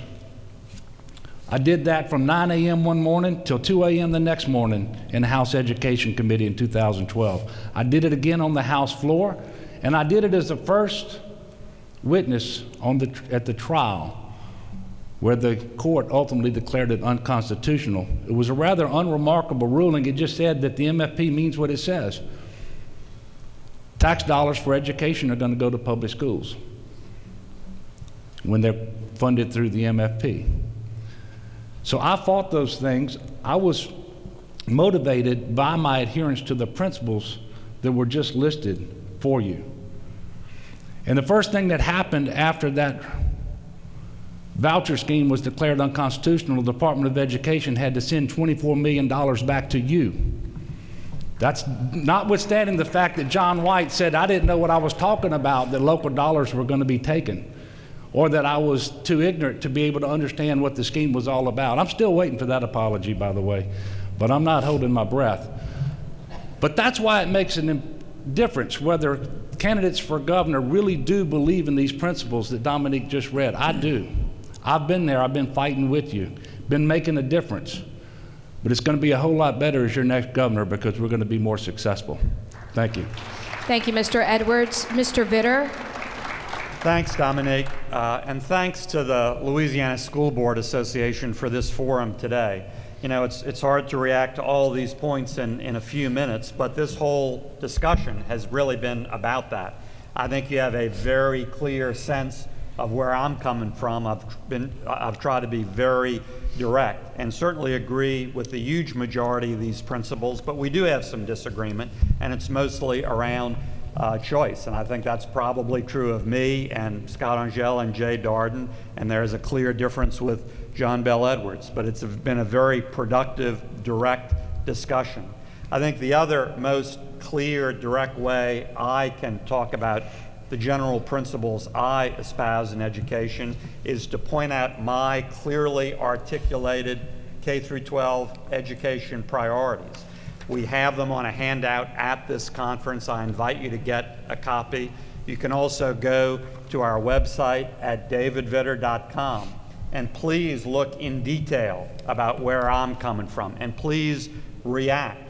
There's easy email access on that website, or you can just text me on my personal cell. Again, that number is 504-256-2300. I'll continue to operate this way, be direct, be honest, and have a completely open door policy and open dialogue. So please look at my K-12 education priorities in this handout on the website. Please respond by email or by text, and I'll get back to you. Thank you very much. Thank you, Mr. Vitter. Mr. Angel. Thank you, Dominique. Again, I would say I'm a bottom-up guy. I would tell you that, again, when you serve at the local level and you don't have the luxury of blaming someone else, that when you go to the grocery store and your constituent's in the aisle, or you see your constituent in the church parking lot after Mass or after worship, whatever may be the case, you expected to have an answer. You can't say, get with my staff member. So we approach things differently. I think when you train from the local level, when you train at the very, very beginning of government, as I was, 12 years as a member of the St. Martin Parish Police Jury and 4 years as a parish president, you understand what it means about local control. You understand what it means about solving local problems. And you don't have the luxury of worrying about the headline, because you got to get the ball over the goal line. Again, when I look at the things on this list, I am supportive of most of the things on this list. I am a person that believes in school choice. I do believe leveling the playing field is important, that we ought not have one at the expense of the other. I do believe that we can have zip codes across this state that are home to great public schools, great charter schools, great private schools, and great home schools. I absolutely believe that the greatest challenge of our generation of Louisianians and perhaps Americans when it comes to education is embracing this new era of choice that consumers are demanding in everything that we do. And the key word to me is transition, transition, transition. I'll work with you on the details of the things that are on this list. I'll engage with you, and we'll have an adult conversation. And when we can agree, I'll sit with you. And when we can't, it won't be personal, and we'll move to find the common ground that we can work on the next one. But ultimately, we have to make absolute certain, again, all of us will look back in our lives and know that it was a teacher along the way that made a difference. Certainly our parents, but our teachers made a difference. I know when I see some of my former school teachers and understand the value that they have given me, making sure that we protect those retired teacher salaries and benefits are very, very, very important. So when I take a look at this list, I'm looking forward to working with you, and I think they represent, in a lot of ways, a level of cooperation and collaboration that we haven't seen. Thank you, Mr. Angel. Mr. Darden. Let me review the framework. Local governments and decision-making flexibility. Yes, I believe you should have that. Public school funding is a priority, absolutely, with what is spent by mandate of Constitution on public school education. It is clearly already a funding priority for the state. Retirement system obligations. This is a little more problematic. The state has so much unfunded accrued liability in multiple retirement systems. I can't tell you for sure that the state ought to be responsible for stepping in and picking up that portion. Higher standards we've talked about. A true transition period to higher standards we've talked about as well, and I think we should delay those grades another year. Local flexibility to school leaders in evaluating school employees. Yes, I think you should have that. When principals only do the evaluation, only about 0.35% of teachers are found ineffective. You may want to have other people outside evaluators involved in that. We have the same problem with civil service evaluations and overall in state government.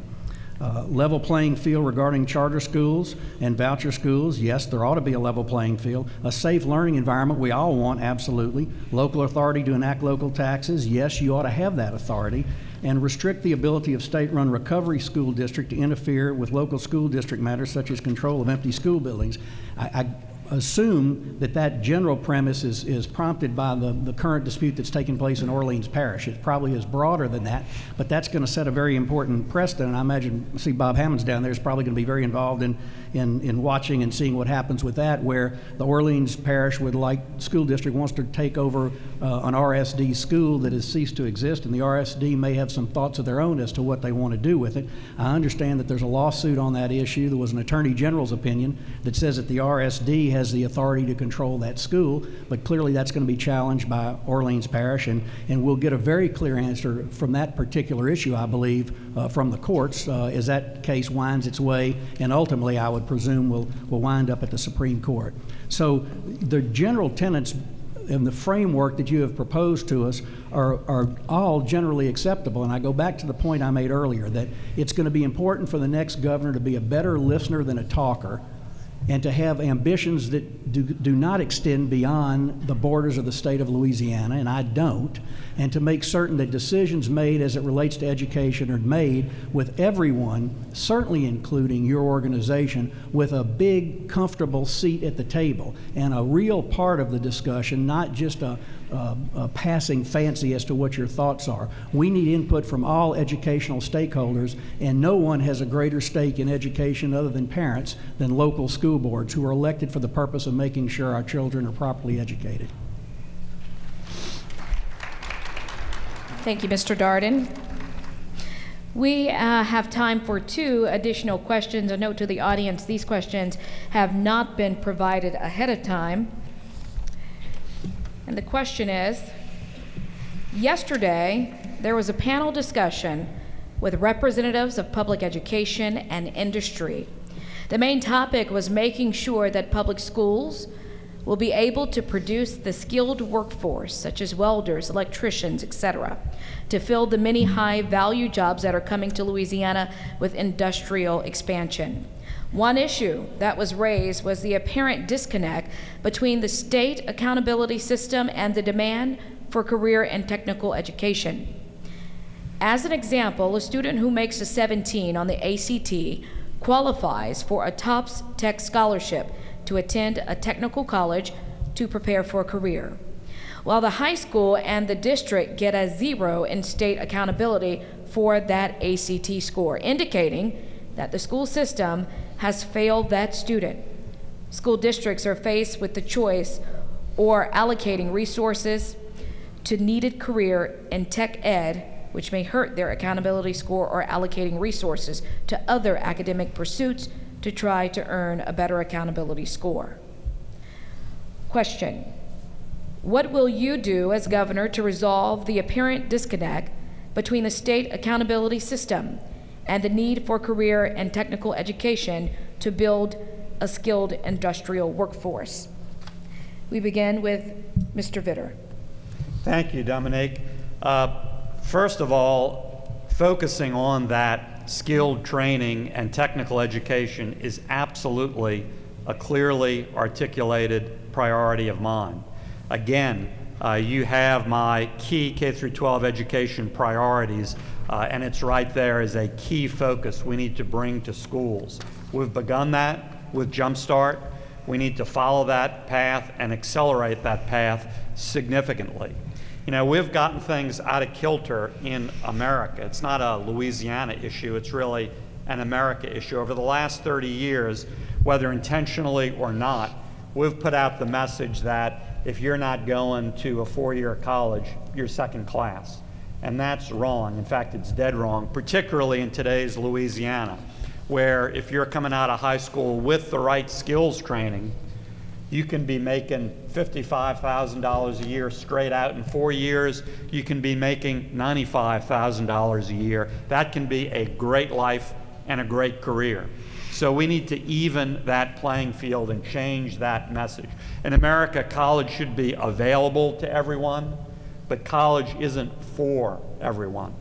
Now, to fully do that, we certainly have to have a system of testing and accountability that doesn't penalize high schools for doing what I'm describing.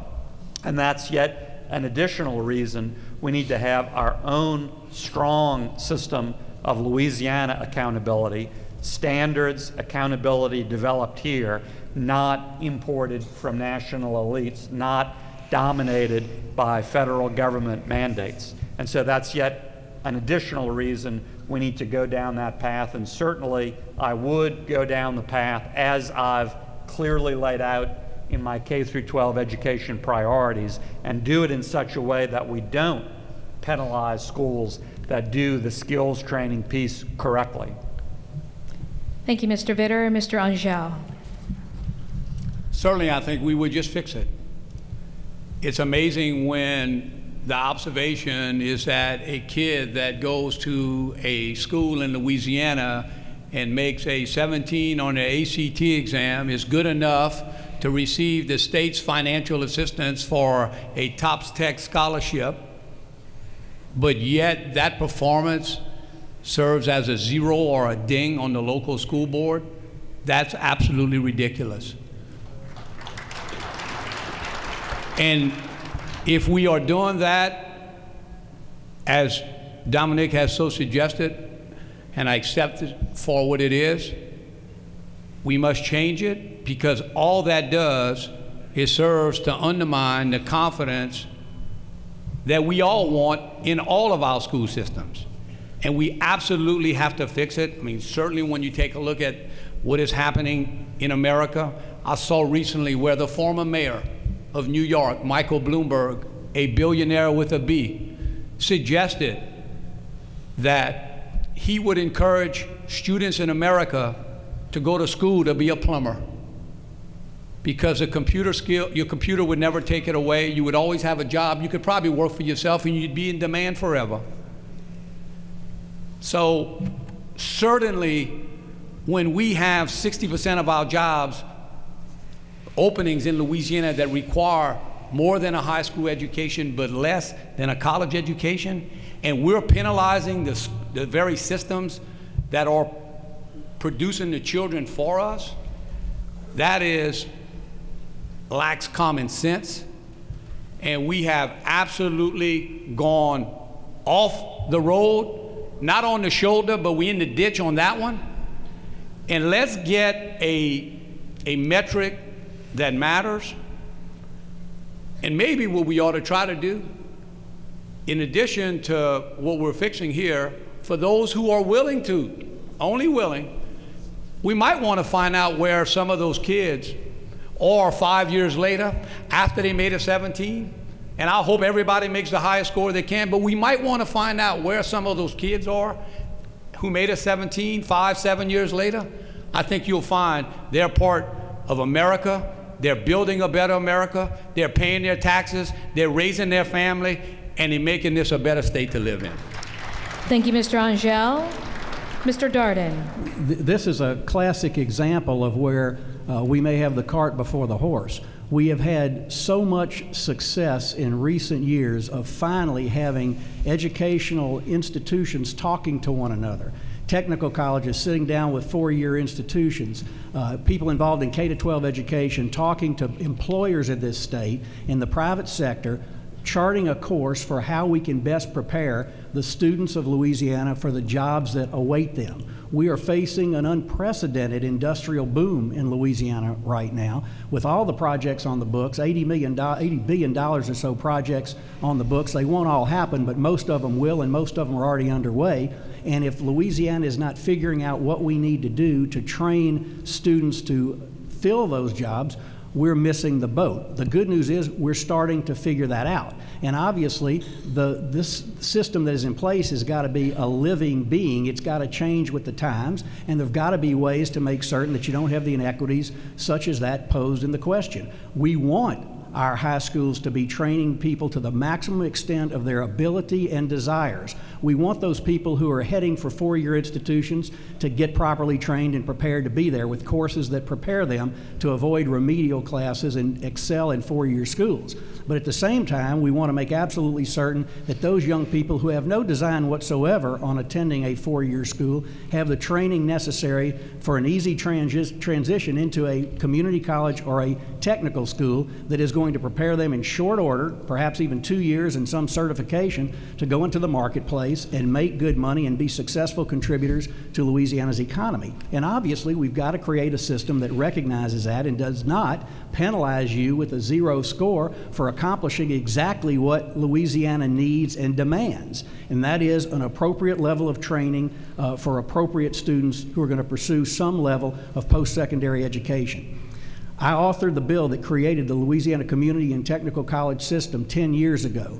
We could not have imagined the success of that system at that time. We were way behind the curve in making that happen, but we've made it happen, and those schools have met the challenge within this decade period and are now brimming at the opportunity to be able to train young people for those jobs. But clearly it ought not penalize local school districts with zero scores for those kids who have a 17 and are going to go on to be very productive Louisiana citizens. Thank you, Mr. Darden. Mr. Edwards. Thank you. The challenge we have is not unlike that in the rest of the country. where in one generation's time we have to go from where 25% of our people have some education and training beyond high school to where 2/3 need it. But it's more pronounced in Louisiana because we started off with fewer people having education and training beyond high school, and we have more opportunity here right now than in most states because of all the jobs that are going to be created and are being created that require education and training and certified skills beyond high school.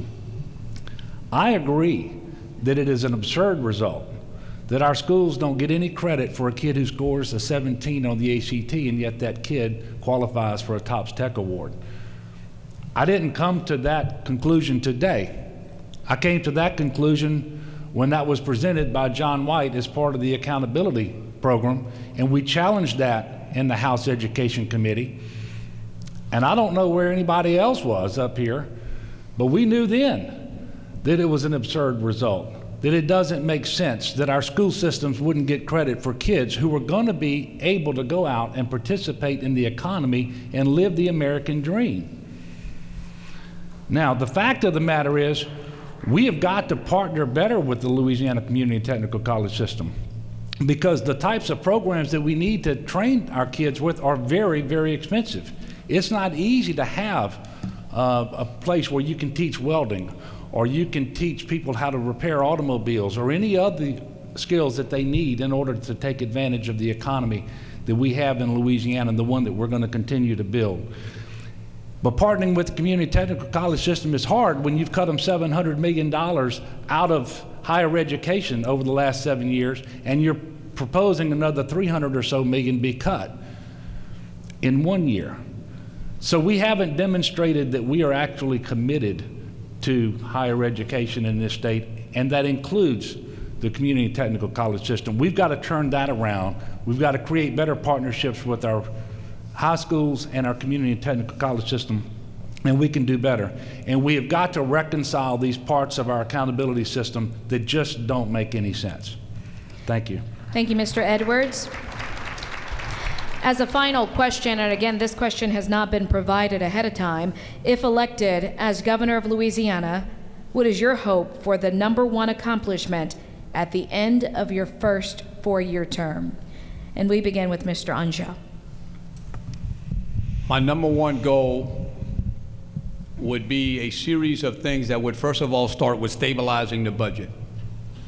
In this state, we have a $8 billion general fund, and we give away $7 billion a year in special exemptions, tax credits, and rebates. Some of them are well worth it, others are not. We need to follow through on the process that LSU economist Dr. James Richardson has started to look at that and make sure that in every single instance where we're giving away your money, we're making sure we're getting something in return. And when I say your money, I'm talking about all the Louisianians, because 69% of the state's general fund comes from either state sales taxes or individual income taxes. When we're giving something away, we're giving away the money of Louisianians, and we have a duty to make sure that we get what we're paying for. So we have to stabilize our budget. We can have a lot of goals and dreams of the things that we want to do, but unless we have the wherewithal to pay for them, we would do that, and that's what I would focus on. The second thing, as equally important, because I don't think that you just have one goal when you're governor, I would bring a different measure of cooperation to the State House. It would not be just about who you are and where you're from. It would be a level of cooperation. That level of cooperation will, with a system of financing that is more stable, will then transform us into the ability to fund those priorities that we believe are so important. We are sitting on a golden opportunity with regards to the expansion of our economy due to low natural gas prices, that our economy is being transformed as a result of. There are workforce development opportunities that our fathers and grandfathers and mothers have not seen in a long time. It will take a workforce that will be able to fix it and to take advantage of it, and we do that the only way as someone has quoted before, the only way out of the poorhouse is through the schoolhouse. And if we will make that a priority, we can transform Louisiana so we're not back here in 4 years trying to decide what governor is coming up with some voodoo economics and we're moving this money to pay for that. We can make some structural change only if we cooperate. Thank you very much. Thank you, Mr. Angel. Mr. Darden.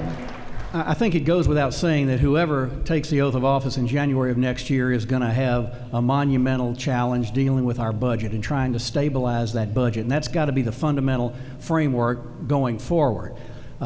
Along with that needs to be a sense in the state of Louisiana and its people that the person occupying that office makes Louisiana their priority regardless of what the political consequences may be, and is going to do what is best for the people of Louisiana by bringing people together and listening to them and talking to them about where they want to see their state over the course of the next 25 to 50 years, not over the course of the next 4 years or in advance of the next presidential election.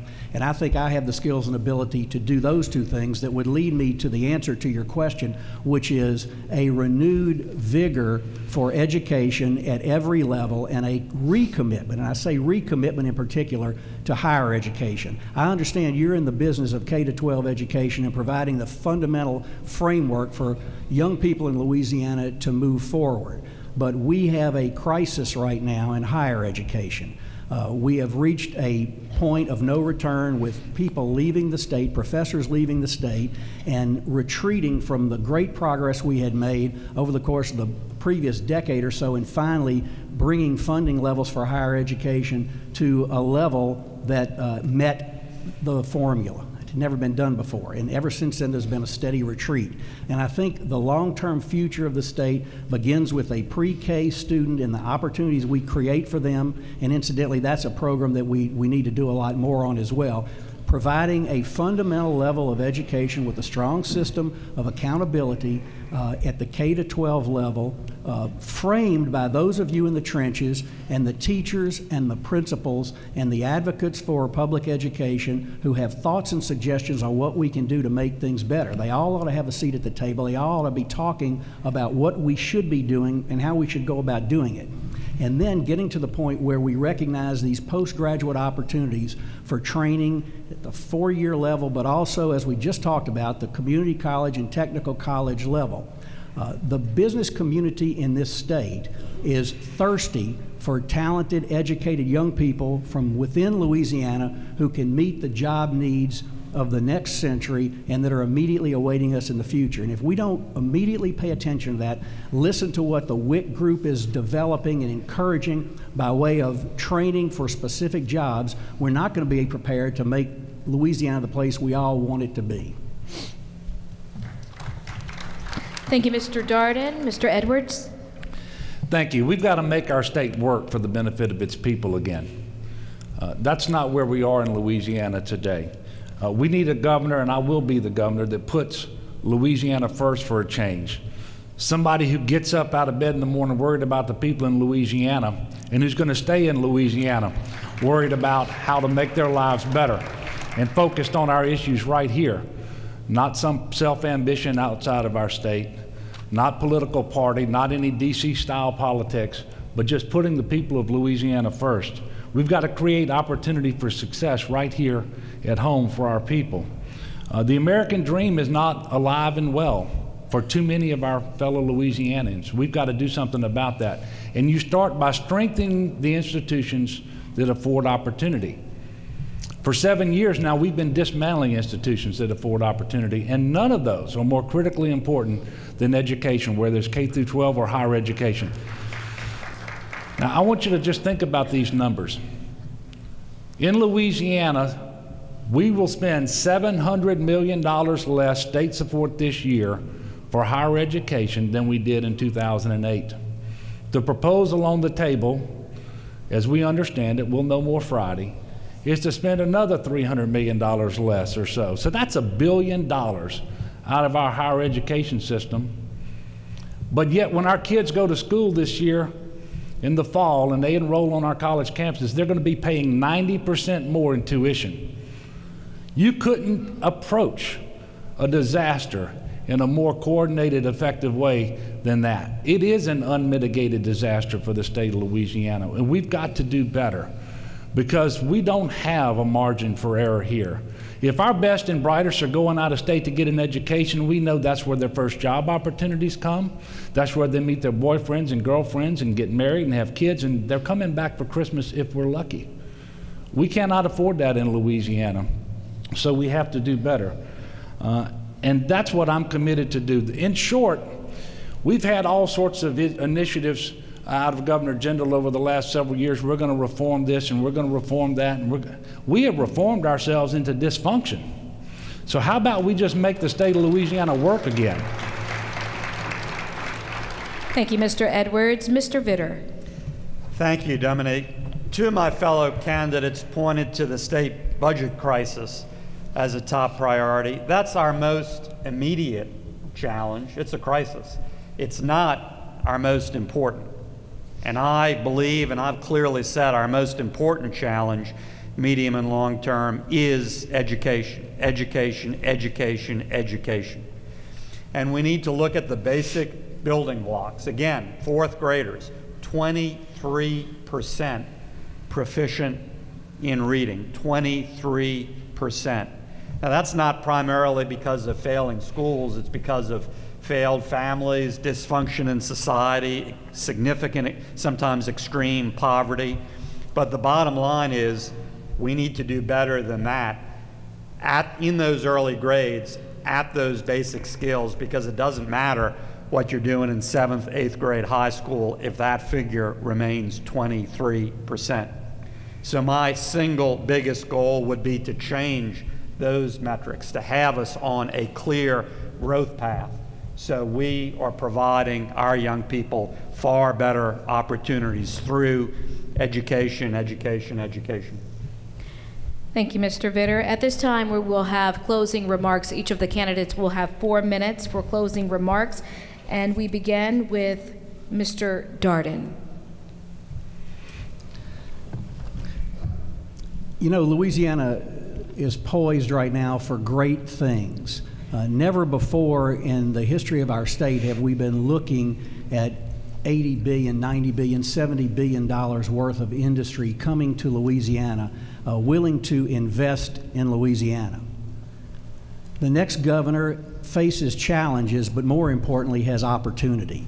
This is a moment of opportunity for Louisiana. And I have watched much too many failed opportunities for our state. Leaders who we thought were going to change the state, improve the reputation of the state, stop the practices of the past that have challenged Louisiana as it competes with other states in America. But now is our moment in time.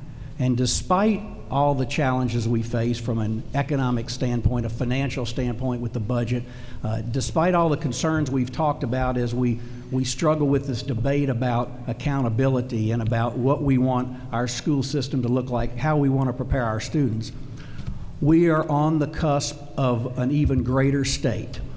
You've given me the opportunity every morning to wake up and think about how I can go out and convince people Louisiana is a place where they want to visit. And we have had record-setting years with dramatically less budgets than my predecessors and disproportionate cuts visited upon my office, yet we've gotten results. More people visiting Louisiana than ever before, spending more money. They're most likely to come back and visit again because seldom do they say, I never want to go back there again. They can't wait to come back. And when they come back, they're more likely to invest in Louisiana. And when they invest in Louisiana, they're more likely to retire here and stay here and put down permanent roots here because they've been exposed to the wonderful lifestyle and warm, rich people, diverse people that make Louisiana unlike any other place in the world. This is going to be our opportunity to elect someone who has a proven ability to succeed in the legislative arena and do progressive things legislatively, to serve you in 2 statewide elected positions, leaving each one much better than when he started. Literally doing more with less, although that expression is a trite one, and with the ability to bring people together reach a consensus and move forward. not someone who's going to stick his finger in the air and see which way the wind is blowing, or take a poll to see what a position should be, or change positions constantly because it's a convenient thing to do, or bring Washington practices and principles to Louisiana. We don't need that in Louisiana. We have our own practices, our own principles, our own spirit, our own resiliency, our own commitment to greatness here in Louisiana.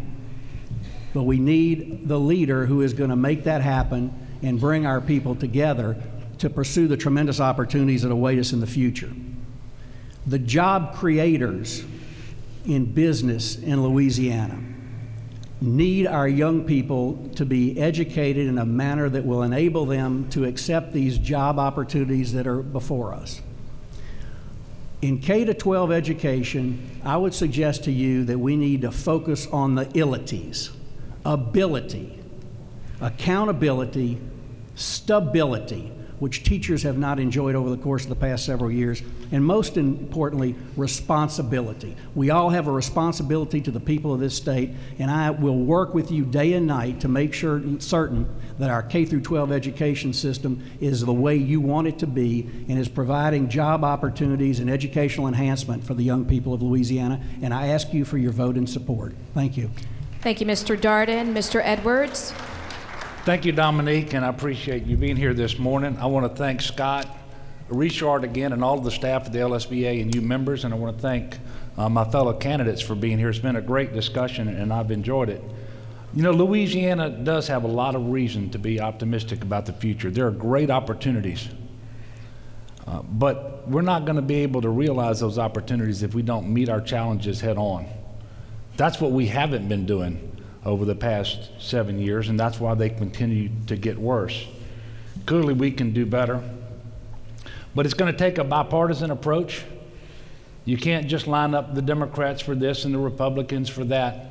It's going to take a leader who has a proven track record of working in this legislature to get Republicans and Democrats together to agree on critical things so that we can move forward together and put Louisiana first again. And a few closing thoughts on education.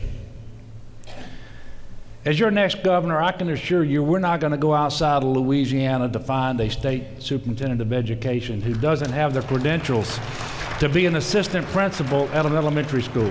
That's not going to happen, because we owe more than that to our educators around the state of Louisiana.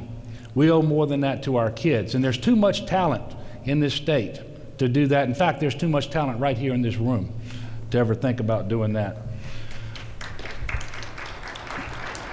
Over the last 7 years on the Education Committee and the House in general, I have been standing up for public education for our children around the state of Louisiana.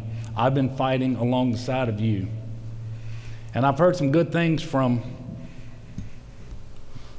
these fellows up here with me today, but I just want to tell them it's been lonely over the last 7 years fighting against Bobby Jindal and his destructive policies.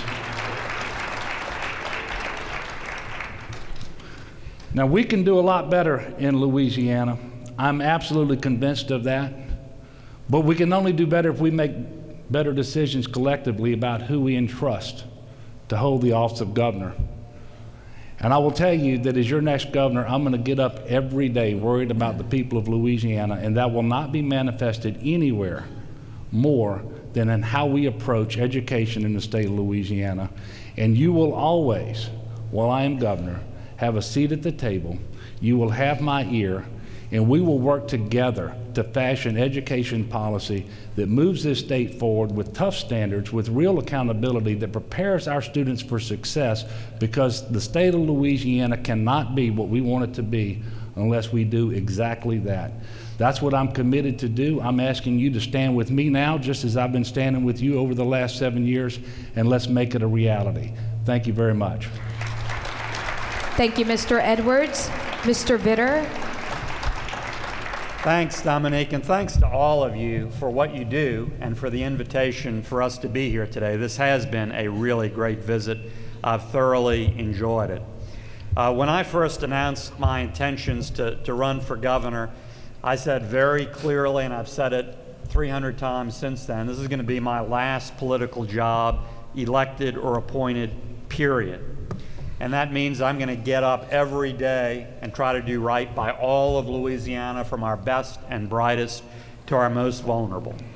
I'm not going to kick our big challenges down the road or play politics with them or worry about what sells in Iowa or New Hampshire. I'm going to face those big challenges head on and propose clear, bold solutions, building a team that includes all of you. After I said that, announcing my intentions, then the second step was I traveled the state and listened, and I'm still doing that. I hosted leadership forums all around the state on all of our crucial challenges, each one involving leading experts and citizens, stakeholders on that specific challenge. And it's not an accident that the very first one I convened was about K-12 education. It was last August 12th. It was right here in Shreveport. And it's not an accident that I invited Scott and several other representatives of local school systems around the state. I'm still doing that, holding these leadership forums around the state. And then the third step after listening, reaching out, is to lead. And I'm putting together specific, concrete ideas and solutions, putting together the best ideas from around the state and leading, including by laying out my clear priorities, which you have on K-12 education. But that process doesn't stop there. It's an ongoing process, and it constantly involves partnership and collaboration. I want to continue to build that team. I want all of you to be on it. You offer tremendous insight and expertise, so continue to give me ideas and feedback in any way you can. And after you do that, after you look at my ideas and offer your own, and we have that dialogue and we move forward together, I would be honored, truly honored, for you to support my effort to become our next governor. Great being with you today. Thank you. Thank you, Mr. Vitter. Mr. Angel. Thank you. I too want to thank Mr. Richard and the School Board Officials Association for allowing us to be here and spend part of our day with you as we discuss the challenges facing Louisiana. And it is those challenges that when I began to pray about whether or not I would offer myself as a candidate, when Diane and I and our family were in prayer about whether this was the calling for us, and that happened in October of last year, where I responded to that because I thought, quite frankly, that as I listened to the trajectory of the conversation in Louisiana, there was a place and a space for someone like myself, someone from a small town, someone from a middle-class family who learned how to work till the sun went down, a person who worked across party lines, or worked across gender lines, across geographic lines, across racial lines. At every step along the way where I have had the opportunity to serve, I left the place better than I found it. I'm very fortunate to be born to a family where public service and service to others was atop the list. I'm the son of a conservative father, a businessman, a public servant, a war veteran who taught me the value of education, who taught me the value of teamwork and homework.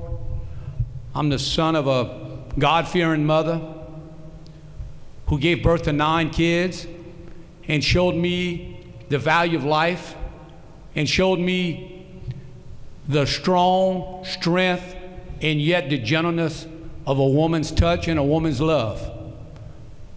I'm the brother to 8 siblings that shared an incredible dysfunctional kitchen table with mom and dad 22 feet under that table as we learn to respect the opinions of each other, and we learn to get along and play for the name on the front of the jersey, which was our family name, and not so much for the name on the back of the jersey. I believe it is time for a leader in Louisiana that will play for the name on the front of the jersey, that is Louisiana, than their own individual name. I believe our greatest days are ahead of us. I think we've got some good things, but we need leadership, and not only leadership in our next governor. As I've crossed this state and I've listened and I've learned, what I've confirmed is people certainly want a governor that's right on life and right on family and right on gun ownership and right on education and right on energy. They want a governor that's right on people. And humbly, I believe, with all due respect to my opponents, that I am that candidate that best understands being right on people. I want to congratulate my opponents for jumping into this race. I want to thank them and their families for having the courage to put themselves out there and to make the sacrifices that they do. It's an incredible opportunity to have, to be able to be at this point, in this place, in this spot in Louisiana. And I would say that as you look and you surround yourself with the qualifications of the candidates for governor, I'd ask that you look long and hard.